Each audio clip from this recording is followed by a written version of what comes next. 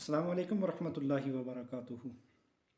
عزیز سامعین، آج میں آپ کے سامنے ایک بہت ہی پیاری حدیث پاک پیش کرنے جا رہا ہوں کہ جس کے اندر عمل تو بہت چھوٹا ہے لیکن اس کا اجر ہماری سوچ سے بھی بڑا ہے۔